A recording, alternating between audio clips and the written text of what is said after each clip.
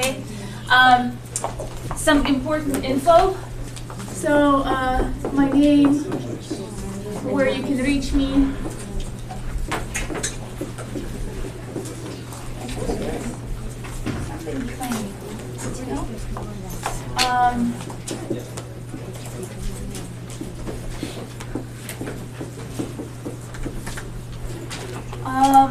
So a little bit of disclaimer. We haven't, or I personally, you, myself, and I haven't taught this specific type of Selenium class. We're going to change the form around a little bit. So before, we used to spend 4 to 5 weeks using Selenium IDE, and then we would switch to Java and teach the rest in Java. But the goal is, and you guys are kind of going to be the guinea pigs, sorry. We want to be able to take out Selenium IDE and just to teach you directly, starting the first day in Java, all right? So that's what's going to happen in this class. Now, I don't want you to freak out. It's just that the format of the class is going to change a little bit. Usually on the first class, we use the recorder and we create a couple test cases. Versus today, I'm going to talk a lot about the basics, and we're going to try just to create the original, like a login, the very first test case, like a very basic test case. But I'm still assuming that all of you don't know Java at all, that you have no coding experience whatsoever. So here's how it's going to work. If I'm explaining something, and I will try very hard to break it down, but if I'm explaining something and it still makes no sense, you have to talk to me, all right? Because I don't know what's happening in your head, and I love it when you guys give me some kind of feedback, all right? Even if you look at me like this and you go, all right, that's enough. Like, I'll understand, but you need to give me some kind of signs so I know if I have to explain it again. And I will totally explain it again, but you need to tell me when I have to, all right? Because I don't want to just keep going on and on if it makes sense, all right? All right? That's number one. Number two, that second part of that disclaimer, because we're doing it the first time, there's not a lot of PowerPoints and there's not a lot of content, so I'm going to be uploading it as we go. All right, so for example, right now, I just created a folder here. So if you go to www.selenium-minutes.com and you go to /class, you will actually see a lot of folders in there. All right, and let me turn on the projector and I'll show you what I mean. You'll see a lot of folders in there, but those are folders for all the classes that I teach. All right. So if you're curious, you can totally go around and peek at the day ones and the advanced day ones, and those are going to be in Python, all right? We're starting class in Java. So I created a folder in there that's called Java_day1, and that's you guys, all right? So that's what we're going to be looking at. So what's going to happen is, as we go through this class, I'm going to upload content into those folders and create new ones with every single class that we do, all right? So I know it kind of sucks to be the first ones because you don't get to kind of look ahead, but at the same time, it's kind of also cool because you get it custom tailored to you, essentially, and then everybody else kind of gets to deal with whatever that you guys picked and decided to do, right? So it's kind of good and bad. So if you go to, www.seleniumminutes.com/class, you'll see there's a whole bunch of stuff in there. Well, by the way, when all of us try to get out of this classroom through one little network into the World Wide Web, it gets really congested. So just kind of, yeah, don't freak out. The website is there, it works. It's just that there's like 70 of us and we're all trying to get through the little, router or switch or whatever is locking us in. So, but if you go there, you'll see a folder that's called. What is the Wi-Fi name? Port of computers is what I'm using, and I have no idea what the password is. The password is Oh, it's right there? Okay. I set it up a long time ago, and it just kind of works, so I don't touch it, and it keeps working. Good enough for me. All right, let's see.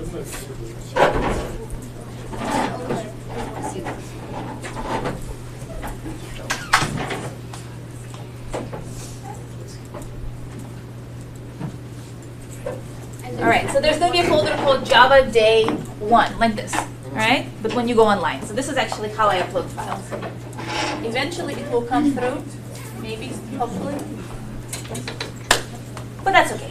All right, so our plan for today is to set up Eclipse and then to learn some Java basics, very basic basics, just very, very original first stuff.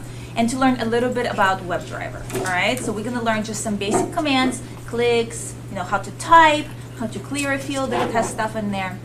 And we're also going to learn how to find elements, because before you can click something and you can enter text into it and you can find out information about it, you need to first tell your browser which element you're actually talking about. Is it this button or that button, all right? And today we're going to specifically talk about IDs, names, and class names, all right? So those are the things we're going to be limiting ourselves to today. Next week, we are going to talk more about more complex locators. So every time I say a locator from now on, what I'm talking about is essentially a combination of letters, like a specific combination, right? Kind of like a file path. You guys know what a file path is, right? So I'm kind of talking like a way to point in your browser to a specific element in the page. So anytime I say a locator, that's what I mean, a specific way. Now, there's actually very, very many ways that WebDriver supports to find an element on the page, right? Now, the best ones, and ideally, if we were in nirvana of QA, right? Everything on the web page would have an ID. So every tag would have an ID, and we would just be able to find it by ID. And all the IDs would be unique, and we would just be like, hey, button this, button that, it's great. But unfortunately, this is not the perfect world. And in a non-perfect world, some things on the page do not have these unique identifiers called IDs, right?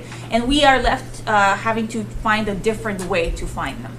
Sometimes when we're lucky, the developers gave us an attribute inside a tag called name. If attribute word doesn't make sense to you, I'll explain it later, don't worry. Sometimes developers are also nice. They gave that specific element a certain style. So it's blue when everything else is white, or it's, it's in bold while everything else is just plain text, or it's flashing, or that's what I mean by styles, right? And that's great because we can use that style to find that element by class name. And sometimes they just haven't done anything and it just kind of hangs out by itself. And that's the situations we're going to learn to handle next week, right, when we talk about locators. And we're going to do a lot of different practices. So as we go, at the same time, we're going to be accumulating code, all right? So we're going to be doing a little bit of code, and the goal is to save that code because you're going to need it next week, all right? So today we're going to create a project, and then from then on, every time you leave the class, make sure you back it up so you have a copy. All right, because these class computers, especially if you're on a class computer, they get cleaned sometimes, or somebody else comes in and deletes stuff, or they'll open your project and corrupt it for whatever reason. So just kind of, I guess try to have it with you. If you don't have a USB today, not a big deal. Today we don't really generate that much content. You can email it to yourself. So just save the Java file we create today and email it to yourself. So yeah, do accumulate your things. I'm also going to upload what I have on my computer. To the folders that is not loading. But if you're taking notes as part of your code, it's probably nicer for you to have your stuff rather than mine. I don't know why it's not loading. Did it load for anybody? No. Yeah? Okay, so it's just a congestion. Okay, so on that note, what we need is Eclipse. If you're on your own computer, you're gonna need to download Eclipse, all right? So, you don't need a fancy version. You could just get the original Eclipse. So let's see. If you already have Eclipse and your version is not the same as mine, that is perfectly fine. Again, not a big deal. Because you can see there's different types of Eclipses out there. You do not need one for C++, of course. You do not need the one for Android or PHP. Essentially, we're looking at these two. Now, one of them takes up a lot less space than the other. So my recommendation is just to get the smaller one. Honestly, we're not going to be creating some kind of crazy application. We're just going to be writing a test framework. So you don't need all the other things that come packed with the Java EE edition. You're fine with the Java Developers Edition. All right? So if you don't have Eclipse, go ahead and download it. Very easy. You download it. If you're on a Windows, then you double click on the installer. It's going to take you through the steps. It's going to put it into your program files. If you're on a Mac, even better. You download the DMG, you double click on it, it unfolds, you stick it into your applications folder, all right? So most class computers already have it, therefore I'm kind of assuming that you have it, but I'll give you a couple minutes to get through it so we can start together. Really? Yes, 1 second, let me actually find my Eclipse so I can show you what's going on. So there you go. As you can see, on the Mac, when you download it, there's not like a fancy icon for Eclipse or like a fancy know, if you guys have a Mac, you know what I mean, like a little window that pops up and says, here you go, drag it. You actually have to do it manually. Like you actually have to unpack it and manually put it yourself into the application folder. But that's pretty much the hardest part. So you should do okay. Yeah. Do you have a question? No, just looking at me. Who has a question? Yes. Neon version is okay? Eclipse Neo. Any version is okay. Honestly, for what we're going to be doing, you could have downloaded Eclipse 7 years ago and still using it, and I would be okay with that. Now, that's step one. So, Eclipse, number one. Number two thing we need is Java. All right, so here's how we're going to check if we have Java on our computer. We are going to open up either CMD or Terminal, and it actually doesn't matter which one you open up. From there on out, it's the same. If you're on a Windows, click on your Start menu or on your little icon and search for CMD, all right? If you're on a Mac, open up your search menu, ta-da, in the top, and search for Terminal, all right? Like a terminal illness, but not so horribly horrible. So yeah, there we go. Terminal. Now you can customize the look and feel of it. Sometimes people like to have it, you know, all white. Sometimes people like to have it black. I like mine black, but yours might look white, and that's fine. And then from that, all we get to do is we get to type in Java space dash, whoa, sorry, wrong window. Java space dash version. All right, can you guys see that? And you press enter. If something magical like this happens, you have Java. Great success. If on the other hand, you get a whole bunch of big ugly stack trace or some kind of statement saying that this command is not recognized, a little bit more work needs to happen on your part, okay? So can everybody check if you have Java? There's available update for it, doesn't matter. What version do you have? 1.8.0. That's fine. If I have 1.7, is okay? 1.7 is fine, as long as it's 1.6, I believe, or after. I believe WebDriver does not support before 1.6. Hopefully I'm not lying. Maybe they switched to 1.7 already. I don't remember if they still support 1.6. So, How can I know that which version is this? well, that's what it says over here. If you open up CMD, like I said, and you type in Java space dash version, then it will show you. If you do not have Java on your computer, all right, you won't be able to install Eclipse, which means that you need to install Java first. So let's do that. We are going to go to Uncle Google, and we're going to ask him for some Java, all right?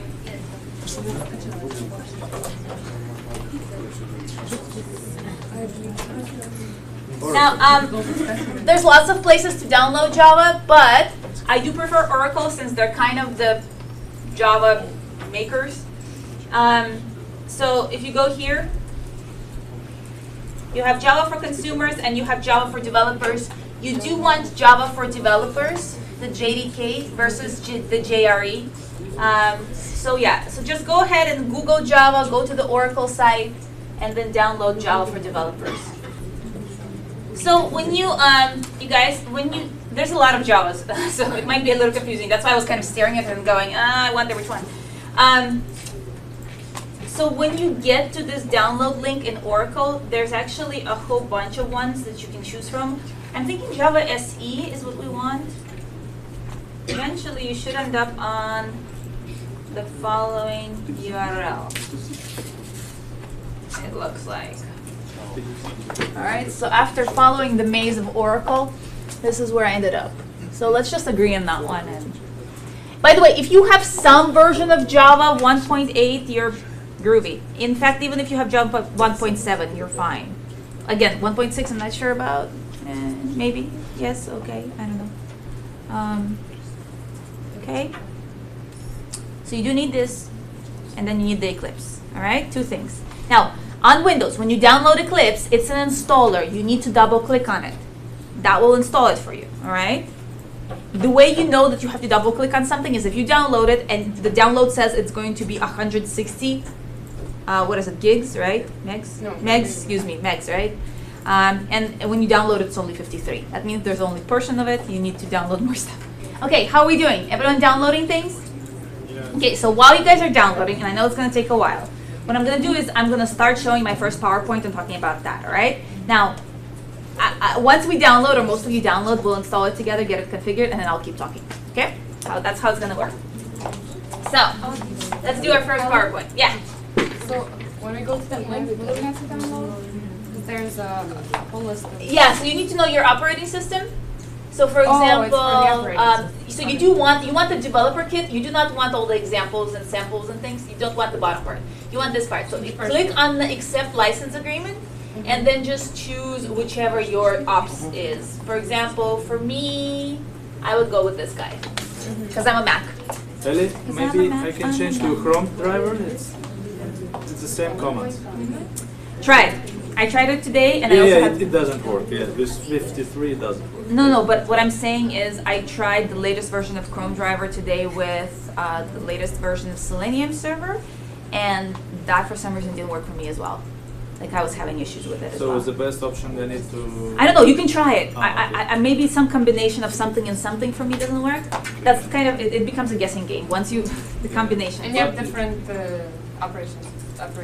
Right, so it's kind of a... But guys, yeah, don't install new Firefox. Yeah, we're gonna get to that. I'll show you how to downgrade. I'll show you how to mark it so it doesn't upgrade it. It's part of the class. It's a passage. All right, so how are we doing? All right. Downloading is good. That's what we want to hear. Okay, so first things first. Java, not coffee. It's an object-oriented programming language, and when I started learning programming, I was like, what does that mean? It's just a fancy way to say that you can model real world with that language. Essentially, that's how I understand that concept. So for example, this room is an object.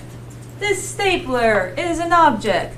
All right, so pretty much you can create classes to represent any real world object, all right? Now, just like in the real world, objects can contain objects. See, object contains objects. Just like in the real world, an object can use another object to do things, okay? Just like in the real world, before an object can be used, it has to be created, it has to be born, and we call that instantiation, all right? So we create an instance of that object. Just like in the real world, before an object is created, you need to kind of have a blueprint, a design for the object before you actually start creating that object. And that's what classes are, and we're going to cover all that in a second. Just like in the real world, objects can be described, right? So they have certain characteristics, and we call those properties or variables. And objects have certain actions they can do, and we call those things methods or functions, exactly. Just like in the real world, some things can be changed about an object. Color of my hair. Some things cannot be changed, right? Color of my eyes. Yeah, I can put contacts in, but it doesn't change the color of my eyes no matter what I try, right? So, real world, that's why it's object-oriented. Basically, you can design things and in code explain all the things of a real object, all right? Represent an object. So, again, kind of what this thing says. Let's see if oh yes. Just like in the real world, certain things are private and certain things are public information, right? So for example, my social security number is private, right? Even if you ask me to give it to you, chances are I'm gonna say, no, right? But certain information is public. My name is a public item, right? It's something that I offer freely when I meet people, all right? So public information. Some things are known to my family, but are not known to everybody, right? Some information is known to even a smaller circle, you know, maybe not even the family, but just my husband. Like my kids don't know. I can't come up with a good example. Maybe my bank account number is a good example. Like my husband knows what it is. My kids are not allowed to know what it is, right? Something like that. All right, so here we have an object. Aww. And this object has certain behaviors, all right? And this object has certain states, all right? So can you guys see the difference between states and behaviors? Again, states or descriptors, right? They translate to variables. We store those things inside variables, all right? most of the time they can be reassigned. All right, so as this object's weight changes, we can reassign the weight value, all right? As this object's, I don't know, hair factor changes, we can also reassign that value. Behaviors, however, we can overwrite them. In other words, we can overwrite the behavior completely, but it's a lot harder to change the behavior, all right? So, because it's kind of coded in there. But we can use those behaviors. Let's see. So what is a class? All right, a class is a blueprint. It's kind of a description of what the future object will be like, right? Now, it doesn't mean that all objects are going to be exactly the same, all right? But it's kind of like the DNA. Like one mother can give birth to multiple children and all of them are somewhat similar, but somewhat different, right? So we can probably predict, you know, their, I don't know, maybe eye color, if both parents are, you know, somewhat. We can kind of predict that, you know, they're going to have one head and two legs, well, hopefully. Okay, I know people are like thinking of all the weird scenarios. Don't, we're ideal world people. Don't get creative on me. All right, one head, two hands, two legs. You know what I mean? We can predict those things. But certain things are going to be different. Some are going to be taller, some are going to be shorter. Girls, boys, all those things, right? So same, or house, right? When we're building a house, we can build multiple houses next to each other using the same blueprint, right? But they're all going to be a little bit different. One is going to have be made out of, I don't know, wood, and another one is going to be made out of brick, and one of them is going to have double, you know, window panes, double glass, or whatever it's called, right? One of them might not, might have like a beautiful entrance with a veranda, and might just have a base. You know what I mean? So the blueprint is the same, but the houses can vary. Color can vary, roof can vary, all that stuff can vary. So that's what you see here. One class, multiple instance of the object. Right, multiple instances of the object. All of them a little bit different. The color is a little bit different. The size is a little bit different. Okay, what is inheritance? Okay, what is inheritance in the real world? Don't read there. That's not fun. It's boring stuff. Don't look there. Okay. What's inheritance? I'm inherited from my parents. That's when somebody leaves you a lot of money. No, just kidding. Inheritance, yes, they're traits. They're traits that you can inherit from your parent. The example I always give in class, always, is Mariah Carey. Who knows what her mom does? No? Trivia? 80s people, 80s? No? I feel the oldest. Okay, her mom is a singer. What kind of singer? She's not any kind of singer. What kind of singer is she? She's an opera singer, yes! Is it any surprise that Mariah Carey has such a range of a voice, such as strong pipes? No, right? Her mom is an opera singer. Hence, she inherited her behavior, her method, right, from her mom. In programming, we do exactly the same thing. We can define a certain class, and then all the classes that extend it, that's the keyword here, extended, right? They're going to have all of those behaviors, as well as anything new that they decide to implement on their own, all right? So they will have all those behaviors and they can have more stuff. But they can also have all those behaviors and override some of those behaviors. So I'll give a bad example, you guys. This is a horrible example, but for example, the parent smokes, right? Well, maybe the person, you know, is going to override that behavior. So they're not going to have that behavior. They will exclude it themselves. So instead of having a behavior smoke, which actually takes, I don't know, a cigarette and starts to smoke, right? They'll have a behavior smoke where they'll go and they'll smoke a turkey, or they'll smoke some ham, or they'll smoke something else, right? They smoke food. They make things beautiful and delicious. All right, make sense? All right. So that's what inheritance is.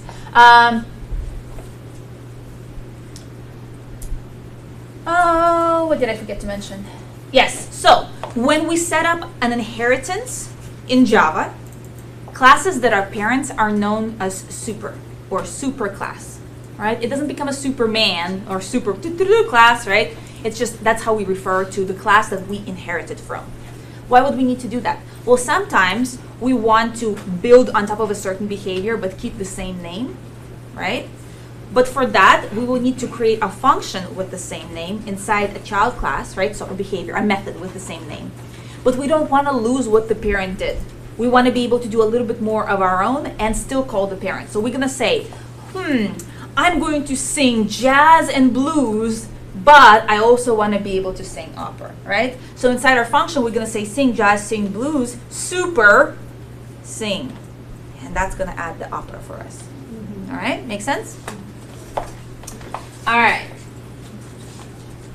Let's see. Inheritance. So here we have a prototype, right? A prototype. Back in the cave days, we had some kind of prototype of a dog, right? Probably like a wolf kind of creature, right? And from that, we inherited. But there are certain things we inherited, but certain things are obviously quite different. Almost no hair, pointy ears, right? Very hairy, fluffy, floppy ears, or tiny. So they all have certain things in common. They have tail, right? They have 4 paws, right? Still, they didn't grow a 6th paw anywhere. They can bark, right? Interface. This becomes a little bit more sticky, this specific concept. It's kind of hard to explain, so just kind of bear with me. Now, Java is what we call strongly typed language. What does that mean? It means that before you can create a container to contain some data in Java, you need to know what kind of data is going to go into it. All right? You kind of have that situation in the real world as well. For example, if you're going to put a liquid into something, you probably don't want to use paper, right? Because that's going to leak through. Or you probably don't want to use cloth, because that's going to leak through, right? So we kind of meet that kind of situation in the real world, but it's even more so in Java. In Java, even different numbers have differentiators. For example, if you want to put a decimal into a container, right? You can't put it in the same container as a whole number. Make sense? So, because of this, when we want to create something, some container that is able to contain multiple types of information, right? We have this difficulty, right? For example, I want to have a container that can contain a banana and an apple and an orange, right? So I cannot have an orange type container, and I cannot have a banana type container, and I cannot have an apple type container because the other fruits won't fit, right? So think like a banana container, right? It's very differently shaped than an orange container. Make sense? Right? Mm-hmm. So what do you think? Like, use your logic. What should I do? What kind of container do I need in order to fit all of those types of fruit? Fruit, right. All those items have one thing in common. They're all fruit, right? So if I declared a container called fruit, right, I would be able to fit all those fruit in there. However, it can't just be like fruit, right? Somehow I also need to specify on each one of those different types of data, apple, orange, and banana, that they are fruit, right? I don't inherit, it's like your 1-year-old. Your 1-year-old doesn't know the difference between a fruit and a vegetable. It hasn't been taught to them. So a computer doesn't know the difference between your classes either. It doesn't know what is a fruit and what is not a fruit. So you actually will need to specify on each one of your classes if it's a fruit or not a fruit, right? And we do this through interfaces by saying implements. So if we were to define right now a class called banana, and we wanted to specify on that class that it's a fruit, we would say implements fruit. Okay? Does that make sense to everybody? So that's one purpose of interfaces. One purpose of an interface is to allow multiple different types of data to be stored into the same container, same type of container. And you will understand later why this is so important. But for now, just kind of bear with me. All right? So far, so good? All right. Next part. Sometimes, also, we have two parties working remotely from each other, right? So these guys are working there. These guys are working there. And they're working on a functionality that has to work together. So they're working in parallel, not talking to each other, but they're working on the same functionality that needs to be able to click together and function, right? Well, before they go into their separate corners and start working on the functionality, they will create a contract, right? It's not the same as a blueprint for a house. It's a contract. Basically, this side will say, if you create these methods, these behaviors, right? Then our stuff will know how to use your stuff, right? So for example, if you create behaviors, run, swim, and what is it? what's the triathlon? Run, swim, and Bike. climb or something. I don't know. bike. Shoot. Bike, sorry, bike. Yes, I see. I don't sports now. All right, right? Then you'll be able to participate in our project triathlon. All right? And so these guys go and they set up the triathlon and they get all the, people ready. And then these guys go and work on an object that they can bike and swim and run. Right? That's what they do. And then at a certain point in time, they come together, and even though these guys don't know how these guys implemented all those things, they don't know if they're going to be running a tricycle or a bicycle or a unicycle, how they're going to be swimming backstroke forwards, they don't know. They don't know how the running is going to happen at all, right? But they know that if they call those methods, this object will be able to carry out those actions in some way. Make sense? No expectation about how. They just know that certain action that kind of resembles running will happen. All right, make sense? That's another reason to have an interface. All right, so that's in a situation you're going to encounter a lot less in your testing career. All right, a lot less. Mostly this is a situation the developers encounter. Your situation, however, is more of the first situation I described, where you will have a container and it needs to store multiple types of data simultaneously. All right? Ellie? Yes. Sorry, I didn't understand the second situation. Can you just quickly Let me come up with another example. So, I think what confused you is that I said you won't know how they do it, but they will be able to do it anyway. Is that the part that confused you, or the whole situation, like the whole explanation? Okay. Okay, let's use a physical object. All right. So I'm a software designer, and I'm going to create software for your iPod. And I don't know what your iPod is going to look like. I don't know what buttons it has or where. I don't know any of that stuff, right? My job is to go and design the software. Now you are going to create the iPod. You're going to build it for me, right? And you're coming to me and you're saying, if you create a software that has a play, pause, and I don't know, repeat option, something, yeah, yes, but not so complex. then you're telling me that if you, Ellie, create all those functions, then my iPod will be able to use your software. All right? You will figure out which button needs to be clicked in order to trigger any one of those functions. So, for example, on your iPod, when somebody clicks the middle button, it will pause things, and your hardware will call the pause function, right? And maybe when somebody clicks like a side button, I know this is not how iPods work, but fine, right? Maybe clicks a side button, that's when you know to play, right? And it will call specifically the playing function, right? That's what you know. You know that there should be those three functions, and you have your buttons that are going to be calling those functions. That's what you know. You don't know what I'm going to do when I go home, right? We don't talk. All you know is that when I come with my deliverables, if you say play, my software should do something to get music going. All right? It's a contract about what I should provide and what you expect to have. That make sense? Now, I might go home and go crazy. I might be like, those three are not enough. We need fast forward and slow down and, I don't know, stop and shuffle, right? And I might implement all those other things as well. But you were only expecting those three, and you will have those three. However, how are you going to feel if I provide all the shuffling and the stopping, but I don't provide play? How are you going to feel about that? That's not what's important. Yeah, that's not even the point. You're going to be pissed, right? You're going to be like, where's our contract, dude? Right? Or do that, right? Where what happened? That's exactly what happens in the compiler. If something implements an interface, it's a contract. And if one of the things hasn't been implemented, things don't compile. So basically, it sucks to be you situation. Yeah.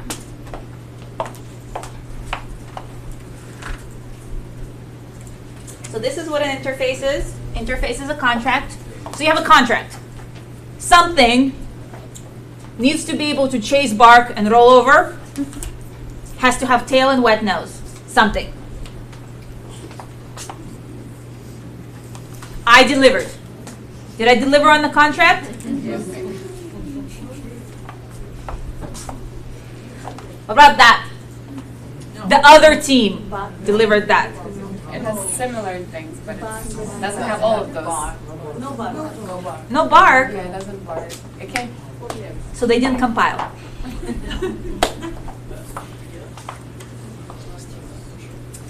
All right, one last thing, all right? Hopefully everybody downloaded their stuff now? Yes? All right. One last thing, what is a package, all right? We're gonna say package a lot. We're gonna say you need to import that package. Your stuff is in the following package. What does it mean? It means a folder. That's what it is. So in Java, there's a little bit of a different notation of showing your compiler, your interpreter, where your files are. All right? Instead of using slashes to say file path, we do package notation, which is we basically replace slashes with dots. So for example, if your code is inside a folder com, and then under there's a folder called class, and inside another there is a folder called day1, then you will say com.class.day1. Makes sense? By the way, don't name folders class. That's a reserved word. That's not good.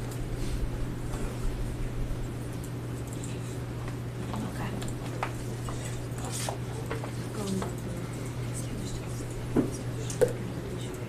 All right. Hopefully everybody downloaded their stuff. Yes? Great success. All right. So let's install things now. So hopefully, if you downloaded your Eclipse, you were able to install it, and you're not able to open it. Yes? Let's try it. If you are not able to open it, then you should have installed Java. Did you install Java, or did you just download it? If you just downloaded, go ahead and double click on it and install it. Follow the installer. Yes. You guys, if you're on a Mac, it's a little bit harder to switch your Java from 6 to 8. You have to add it to your path. So just install it and wait for me, and I'll show you how to do it. All right. So I know most of you probably have Eclipse already. I know some of you still don't. I'm just gonna start explaining how to set things up. But if you fall behind, I can help you either during break or after class again. Right? So I don't mind repeating this. So I'm just gonna keep going because I'm kind of at the point where I can't wait anymore. But it's not the end of the world if you're not there yet. We'll do it together again. Okay, so on that note, Eclipse is what we want to open. So you're going to pop open Eclipse.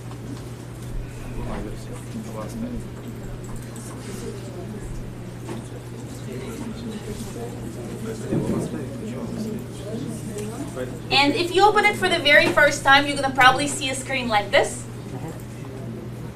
You get to close it. Ta-da! All right, so just close the tab. Again, you're opening it for the first time and you see the following screen. You want to click on the close tab over here. So you just want to close it. And what you want to do is you actually want to go to File and New. And you want to create a Java project. All right, so pretty easy.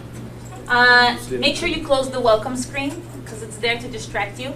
And you just want to select File, New, Java project. Right? Because that's what we're going to be creating. We're going to be creating a Java project. So go ahead and select that. And the application that we test in this class, or that we use as a guinea pig for this class, is called HRM. It's actually called Orange HRM. So I usually call my projects HRM, something, something. But you can give your project any name you want, as long as you, A, remember what it is, and B, remember where you put it. All right, so those are kind of the important bits of information to retain. So project name is here, and then where you're going to put it, you specify over here where it says location. All right. Now, if you do not have a default location specified, then uncheck this and put where you want to put it into my flash thing. Can I put it into my flash? Probably. I just don't know how fast it is, but probably, yeah. I don't see why not. Actually, let me look at something. Make sure it's... Yeah. So, for example, I'm going to call mine HRM 2017.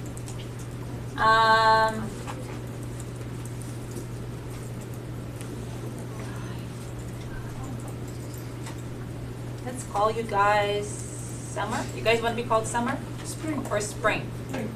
It's almost summer. It's almost May. All right, fine. Spring. HRM 2017 spring. You guys can call yours anything you want. Again, it's not a big deal. And then the location, go ahead and browse towards the location, wherever you want to put yours.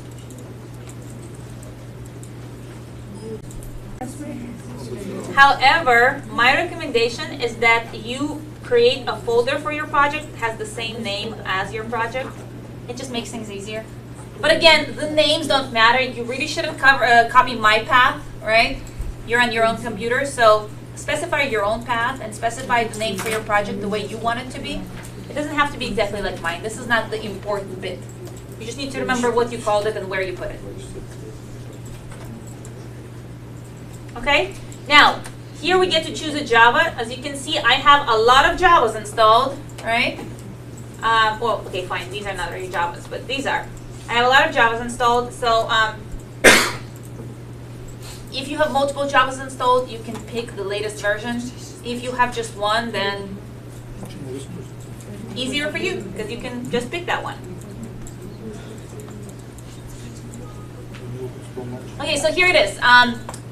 You are able to have multiple projects on your one computer, right?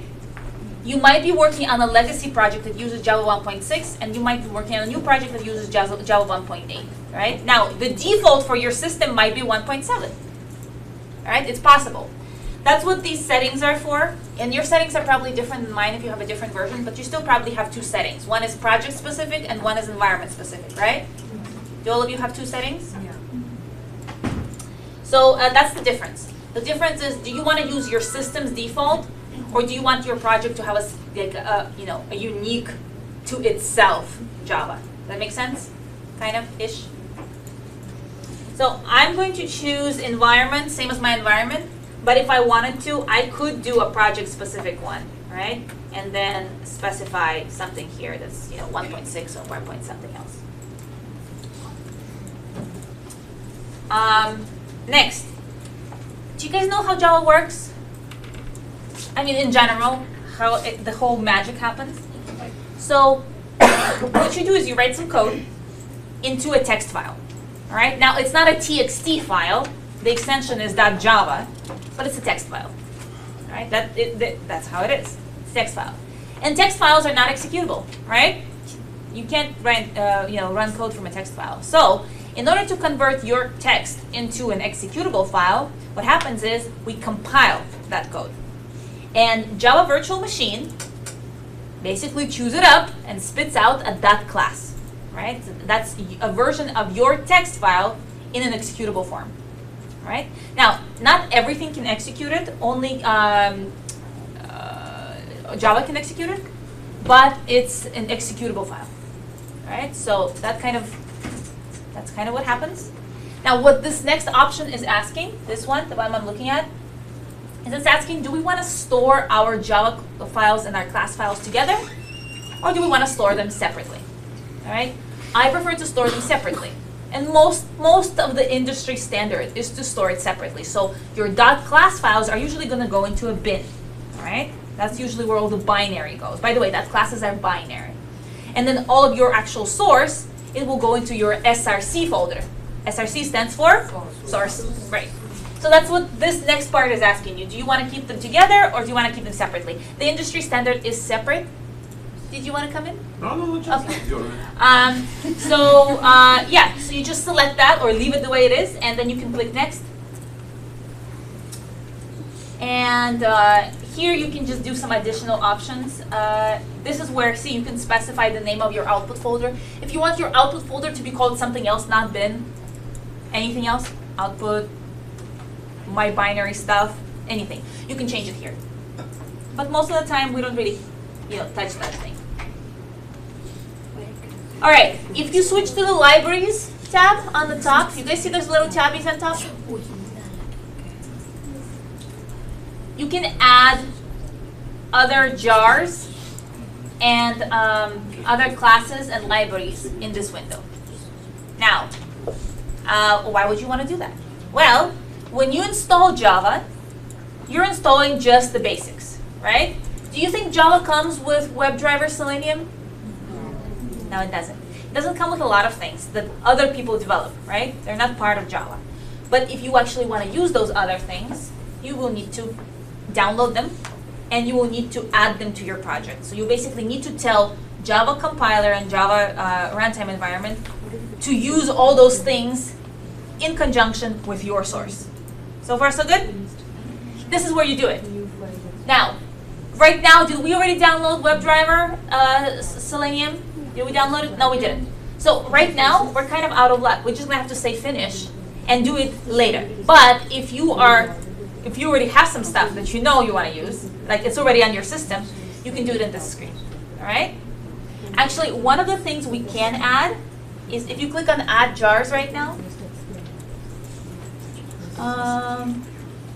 Or maybe not. Hold on. Let's see. Add library. Sorry, my bad. If you click on Add library, can you guys click on Add library? If you clicked on Add Jars, just cancel and go back. Add library. There is this JUnit option. All right. Go ahead and select it. And then you're going to say next. And you're going to choose which one. Most of you are just going to have JUnit 4, which is great. We want JUnit 4. And you're going to say finish. All right? And then after that, you can just say finish. And that's it. So again, we clicked on Add Library button. We chose JUnit. We chose JUnit 4. And then we clicked finish. Yes? Can we turn these lights off to turn or would that interfere with the camera? I don't know. Let's do this. Is this better? Yeah. Let's leave at least one up. Yeah. I'm not sure what happens there. Okay, so why do you think we need JUnit? What is JUnit? Library. It's a library. Yes, good answer. And it's actually, it is what is going to provide for us all the other kind of inner workings, mechanisms for creating our tests, for setting up for our tests, for cleaning up after our tests, and for actually checking things as part of our test, right? So in code, when we check things, so you know when you're writing a test case, right? How do you know that something needs to be checked? How do you specify in your manual test case, like you're writing it, right? How do you specify that something needs to be checked? Steps or the Steps is how you get to the Oh, point yeah, like the before you result? check something. like the result. Expected. Yes, you say expected result, right? That's how you know, oh, need to check that, right? What about if you're filing a bug? Something went wrong. You were checking something and something went wrong. What do you call the other thing? The other thing that actually happened? Actual. You call it actual result. Awesome. Same thing in programming. When you're checking something, you're going to say assert, and you're going to specify what the expected value is. All right? You're going to say assert. Assert means check, right? It means here's what I expect. Assert it. Assert, check. And you're going to say assert that something something equals the following value, right? And what the WebDriver is going to do is it's going to go and it's going to look at that something something. I know I'm using very technical terminology here. All right? It's going to go look at that something something. And for example, you said, go look at that button and see what the text is on it, right? Because that button needs to say submit, right? This one needs to say save. This one needs to say submit, right? It's going to go to that button and it's going to pull the text. Now, do you think code can actually understand text? No, it doesn't. It just, oh, text. Okay, text is text. So what's going to happen is we're going to use this assert statement. And assert is going to take the text you provided and the text that it pulled from the browser during runtime, and it's going to say, are they the same or are they different? Right? And then if they're same, it says, yay! And if it's different, they're going to fail and give you a big red message saying that everything is bad. Okay? That's where this thing comes in. Asserts come from there. They come from JUnit. For us. Okay, disclaimer, there's other different test frameworks out there. There's also TestNG, for example, that you can use, but in this class we use JUnit, just for the fun of it. All right. Cool. Another thing that you can do as part of your test is, oh, by the way, another definition. Huh? What is that actual result? We spoke about expected knowledge. So what is actual? Actual is what it pulls at runtime. Oh. Actual is what actually WebDriver is going to find when it does its thing. Yeah. Okay, that's one thing JUnit does for us. It helps us check things. All right. Another thing that JUnit does is it, like I said, helps us set up for a test and clean up. For example, before we can run things in the browser, we need to do what with it? Open it! Right. Now, do you think opening a browser is part of a test? No. It's before. Well, if you're actually testing the browser, then yes. Yes. But if we're not testing the browser, right? If we're not actually on the Firefox team or the Google Chrome team, right? If we're actually testing, I don't know, Wells Fargo, we don't care if the browser, is in working order. Yes, if it doesn't open, we want to know, and then we still want to see that as a failure, but we don't want it to be marked as a failing test. Failing test, all right? We want it to be marked as a kind of a system issue, right? So setup failed. So not our test's fault, something else went wrong. It's their fault. Bad them. All right, make sense? So far so good? Okay, so here's how it works. We are going to use JUnit, and JUnit recognizes four, I'm lying, but we're gonna say 2 for now. 2 other methods. One is called setup, and one is called teardown. All right? And JUnit, we'll find, okay, fine, JUnit 3, JUnit 4, doesn't matter. It recognizes 2 functions. One that's going to run before each test, and one that's going to run after each test. All right? Now, the function that runs before each test, that will open your browser, for example, and maybe do some other things. Declare some variables, maybe get some data from a text file or a database, or do all those things, right? And then the other function is called teardown, or called after, right? And what do you think that's going to do? It's going to close the browser. Because if you have 100 tests and each one of them opens a browser, what's going to happen to your computer? It will crash. So you should always clean up after yourself. And in fact, you can clean up pretty much anything using the after or teardown function. All right? For example, you are testing creation of users, right? And each time your test run, it's going to create a new user, right? Now, what do you think happens after a while? They accumulate, and your database becomes very large, and your tests slow down because now to find a user in the system, it takes longer, right? So that's not a good scenario. So you just after your test, you write a little, code, and you clean up the user you created. You delete it. Make sense? Now, for now, we're only learning how to automate using the UI, right? But if we go into an advanced class, we're also going to talk about API. What is API? People always say API testing. It sounds so fancy, right? It's advanced. You want to know a secret? It's actually easier than UI testing. All right. For UI testing, you need to know, a good 10 to 30 methods from Webdriver. For API testing, you just need to know 4, maximum 6. It's really not a big deal. All right. Once you figure out the first one, the rest is kind of same.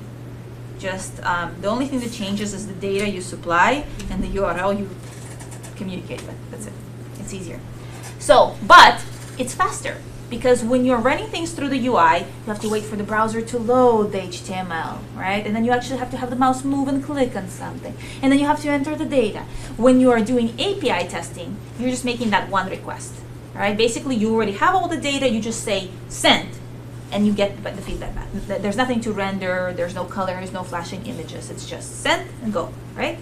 So when we set up and clean up in the real world, not in this class, we just do UI, we use API to set up and clean up. It's just faster, right? Okay, so let's finish. So you were saying instead of setup and tear down, in real world we use API testing? No. We use API, not API testing. Oh, yeah. And not instead of. For setup, Yeah. we use API. Okay. For teardown, we use API. Oh, I see. Thank you. And when I say setup and teardown, I mean like for data setup, for data teardown. You can still use UI to log in, for example, and do it as part of your setup through the UI, right? That's perfectly fine. But to like delete a user after you created a new UI test, it's faster to delete a user using API. Oh, by the way, I have a question for you guys. You ready? This is going to be like, what do you think? Let's say that I have 3 tests I need to write. One is to create a user, right? One is to rename a user, and one is to delete a user. All right? How many users in total do you think I should create? Three. One, step by step. Depends on what do you want. Okay, talk to me. Why the answer you gave? Why? You can just do 1, 2, 3 in that order. One user, one driver. Okay, so one answer is, combine them all into one test and just do it all. Right? That's one answer. Okay, that's fine. Why might that be bad? Expect the result to be two. Why might that be different? No, we're not worried about expected result. That's fine. Why can't I just combine all those three things into one long test? I mean, I could. Why might I not want to go that route? Yes. Because if the account is deleted, for example, if the user is deleted, we don't know if the rename worked, for example. No, but it's one test, right? So it's going to create it through the UI, rename it through the UI, delete it through the UI. So we don't know if the rename worked or not. Huh? You will not have the information, right? It's all deleted in the system. But we don't really care if it's in the system or not. We're going to clean up that user anyway afterwards, right? So one way or another. Got its rename page. Okay. And then? Then we Like can the test document deletion. And then? It's The the original next one step is it's deleted, so we really don't know if the rename passed or failed. It's worse than that. You're so close. Okay, come on. It doesn't work. It will stop in that place. Yes! And then what? Fails. Fails and then what? Fired. If one thing fails, then, if we have it all combined in one test, then the whole test fails. But if it's just one thing that fails, then, we have a separate kind of like a You test. can still test the other functionalities. So yes, and yes, and yes. What happens is if we have this one long test, like this one sausage, right? It keeps running and running and running, and then it fails in the middle, right? For example, creation works, but renaming didn't work. The test stops. And it never ends up testing if we can delete a user. That makes sense? So now, we do know that renaming doesn't work, but we don't know whether deleting works or doesn't work. And so now manually somebody has to go and check the rest of that functionality. That makes sense? Now, not a big deal. Fine, one little test failed, one little thing they have to check manually, right? Except maybe we need to test across all platforms, all browsers, maybe on some mobile devices. And now that one test just turned into hours of work, right? So that's one bad thing. Okay, that's fine. So maybe creating one long test wasn't a good idea. Okay, that's fine. 3 tests. One after the other, right? All right, that one fails. What, next one? What happens? Didn't start. Well, it will start. They will all start. But they will not find what they need in order to run. So they will fail. And the failure will say what? Will the failure say, the previous test failed, so I failed as well. I'm sorry. No, it won't say that, right? What will it say? This test failed. It will say, I failed. It won't tell you why. It will say, I failed. And so now you're looking at your report for your tests. And, oh my God! Out of 10 tests, 30% failed. Okay, right, okay, I'm making things really crazy here. All right, so, and then what happened? 30% of our tests are failing, what's going on? And then you have to go and you have to investigate every single test, not just one, every single one of them you have to now investigate because something happened. And all of your tests relied on a chain somewhere up, right? All right, so that's bad. So, what's the answer? So 3 separate tests. How many users should we create? 3. So it's actually a funny question because technically you need a user for each one. But if you already created a user in the first one, you kind of feel like, I'm kind of wasting him if I don't touch the test deleting or renaming him, right? Like we want to conserve. And there is an answer to that. What you do is once you create that user, you assign them to a global variable, to a variable that all the tests can see, right? So you test that you created him nicely, and at the end of your test, you're gonna say, well, here's my user, assign him, right? The next test can come along and can say, if a user already exists in that variable, I'm not gonna create one, right? But if it doesn't have a user there, I'll create one. That make sense? And so that way, you kind of get the best of both worlds. You have 3 tests that do not rely on each other at all, but if the information is available, can reuse it, right, for themselves. And if it's not, well, big deal, I'll create one right now. Make sense? That's basically how to kind of combine best of two worlds. All right, let's see.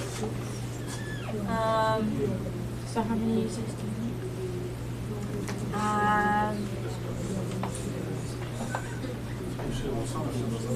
If you're running them sequentially and nothing fails, that first user will do. But if you're running them out of sequence, or because one fails, a next one will be created. So at least 2? there will be at least 2 if something fails. There's going to be at least 1, Right. but no more than 2. 2. Yes. Third is unnecessary. Well, unless the second one fails and then the third one, yeah. So at least 2. Yeah, at least 2. Alrighty. So we have our project. Go ahead and pop it open. Over here on the left, when you're done, click finish. There's going to be a little triangle. You're going to click on triangle. By the way, just please ignore this guy, all right? This is what I do at home before I come to class. This is my homework, so that I can show you in class to do the same thing. So just ignore this bottom part, all right? This is what you're going to have. You're going to have 1. You guys see that 1? Yeah. So when you click on the little triangle, you should see more stuff under it. And one of them should say JRE System Library, and one of them should say JUnit 4, right? Here's the thing. This and this, we don't touch. Because if we touch it, our workspace gets angry at us, and it stops working. And then nobody's happy, because you're going to have to create a new workspace, all right? This is, if you need to modify it, you have to do it through that portal system preferences thing. However, this guy, see source over here? This one you can do whatever you want to. You can delete things, put things in there, change things in there. It's your playground, all right? Now, what we're going to do right now is we're going to create our first test case file. Very easy. We are going to right-click and say New. And instead of saying Java project, we don't want a Java project. We are actually going to select JUnit test case. Now, if you don't have a JUnit test case option here, which you might not, you will go to Other. You see on the bottom there's Other? So one more time. Right-click on Source. You see where the source is? Right-click on Source. And you're going to select... I'm sorry. What happened? Not right-click. It's not letting us. Okay, fine. Just select Source, File, New, and then Other. And if you have a shortcut, then you can use a shortcut if you remember what it is. It's either Control-N or Command-N. So, should it be Other or JUnit test case? If you have a JUnit test case option, select JUnit test case. A lot of people don't have that option. So they'll go to Other, and then they'll be able to find JUnit test case. So you guys, remember when I told you to create the project, I said it's best if the project name and the folder name are the same? It's important. Otherwise, things happen that are not pretty. Okay, everybody found JUnit test case? All right, go ahead and double click on it. You get to give it a name. You get to select what kind of JUnit it is. All right, so make sure you select JUnit 4. For most of you, don't have this option. I just have both JUnits, but you don't have this option. So for most of you, it's just JUnit 4 by default. Give it a name. What do you want to call your test case file? Now, it's our first test case, and we're just going to be practicing like on the login page essentially today. So we're going to call it login. In Java, okay, hold on. In Java, class names have to be capitalized, all right? And the file containing your class has to have exactly the same name as your class. What does that mean? What do those things mean together? Is that like a parent? The name you give to your file has to be capitalized, right? Just like a class name. So, file has to exactly match the class name. Class names have to be capitalized. So, file name has to be capitalized. All right, so it's going to be login. You do not have to put .java. Eclipse will put that for you. Go ahead and check off setup and teardown. I already explained to you what those two do, right? So setup will open the browser. Teardown will close your browser, plus some other things that will happen. And then if you want to put your test file, your very first one, into a package of some kind, you guys remember what packages mean in into a subfolder under source, you can specify the package name there on top, see? But if you do not want to, then don't worry about it. You can just say finish. All right, so this is the most basic JUnit test right here. All right, the most basic. What do you think this test does?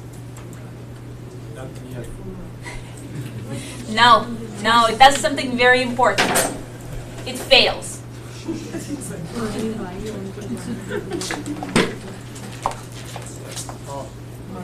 Now, first thing we're gonna do, before we add all kinds of other things that are probably gonna break our stuff, we're gonna learn how to run this test, all right? So, right now I already told you it's gonna fail. So what do we expect it to do? Fail. Good. Here's how you run it. You're gonna right click in the middle of your file, right click in the middle of your file, and you're gonna say run as, all right? And then you're gonna have an option, JUnit test. Okay, see that? Yep. Go ahead and click. Now, you may or may not see this dialog. If you do, you wanna select Eclipse JUnit Launcher. If you do not see this dialog, great success. Less work for you. All right?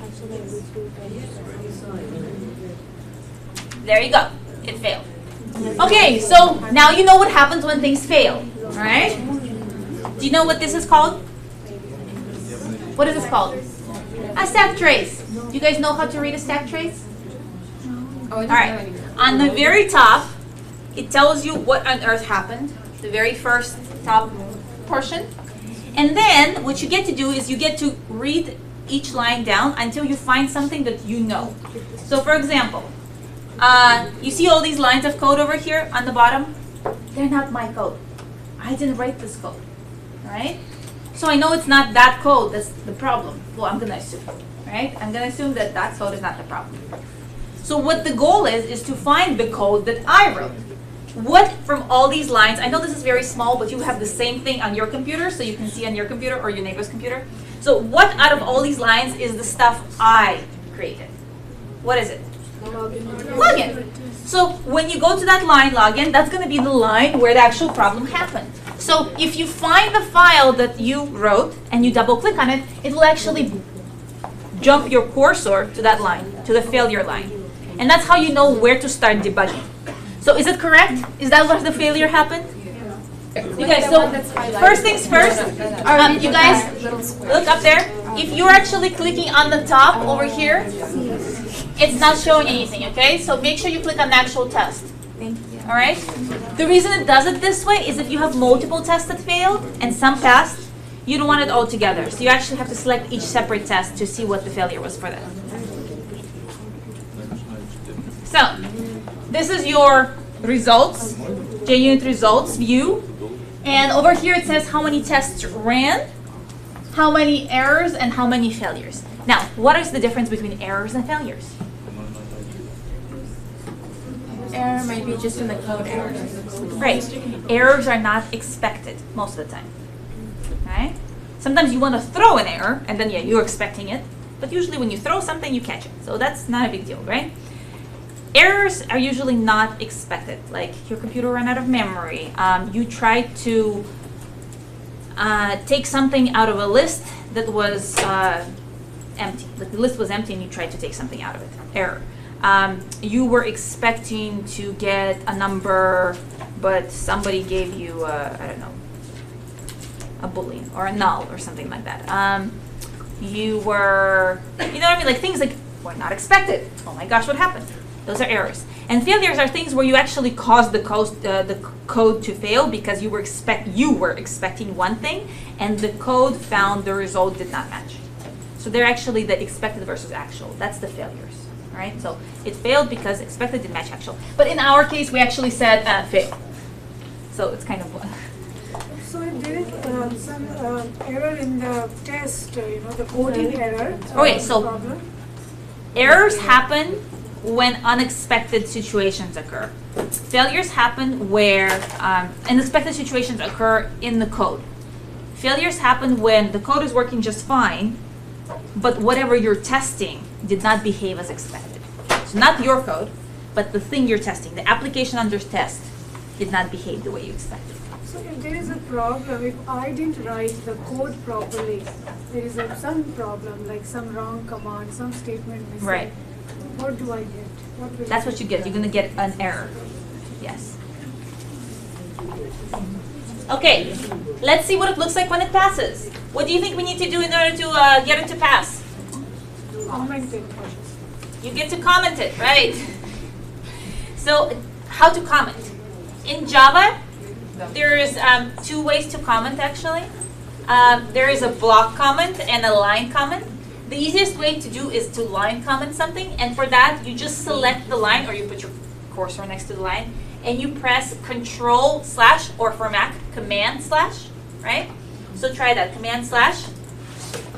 See? Turned green, and there's 2 slashes next to it. And if you do it again, it uncomments. Or it should. There you go, sorry. Pressing all the wrong buttons. What's the doing? Undoing? Same combination of buttons. Same thing. So by the way, if you wanted to do an entire block like this, same thing, just select it and see? Comment, uncommon, comment, uncommon.